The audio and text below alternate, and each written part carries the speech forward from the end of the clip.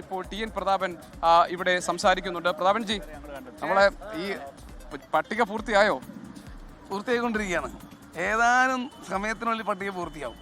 വിവരങ്ങളൊക്കെ കിട്ടിയോ? അത് പുറത്ത് പറയാൻ പാടില്ല. AICC സെക്രട്ടറി എന്ന നിലയിൽ ചില കാര്യങ്ങൾ നമ്മുടെ മനസ്സിനകത്ത് സൂക്ഷിച്ചു വെക്കണ്ടേ.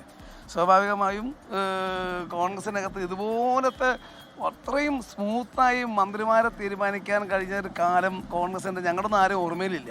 അത്രയും സ്മൂത്തായിട്ടാണ്. അല്ല, ഈ പട്ടികയുടെ പ്രഖ്യാപനം എപ്പോൾ ഉണ്ടാവും? എപ്പോൾ പ്രതീക്ഷിക്കണം? മണിക്കൂറുകൾക്കുള്ളിൽ വരും. ഏതാണ്ട് പൂർത്തിയായി കഴിഞ്ഞു. ഏകദേശം പൂർത്തിയായി. ഹൈക്കമാൻഡിന്റെ കൺസൾട്ടേഷൻ എടുത്തിട്ടുണ്ടെന്ന് കേൾക്കും. അത് ഓൾറെഡി ഹൈക്കമാൻഡ് മുന്നൊരു കൺസൾട്ടേഷൻ കൊടുത്തിട്ടുണ്ട്. ചില കാര്യങ്ങളിൽ ഒരു ക്ലാരിഫിക്കേഷൻ കൂടി വേണ്ടു. നമുക്ക് കിട്ടിയ ഒരു വിവരം സിദ്ദിഖ് മന്ത്രിസ്ഥാനം ഉറപ്പിച്ചു എന്നാണ്. താങ്കൾക്ക് ആ വിവരം കിട്ടിയോ? ഏതായാലും ഒരു സിദ്ദിഖിന്റെ ഏറ്റവും അടുത്ത ആത്മസുഹൃത്താണ് എന്നറിയാം.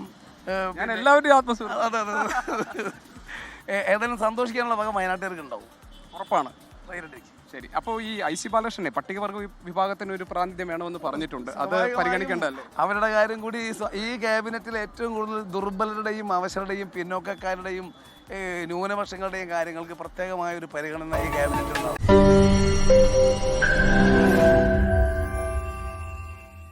ലോകത്തെവിടെയായാലും ഏത് സമയത്തും 24 വാർത്തകളും ഓഗ്മെന്റഡ് റിയാലിറ്റി പാക്കേജുകളും എക്സ്പ്ലെയിനറുകളും വിശദമായി കാണാൻ ഞങ്ങളുടെ YouTube ചാനൽ നിങ്ങൾക്ക് സബ്സ്ക്രൈബ് ചെയ്യാം.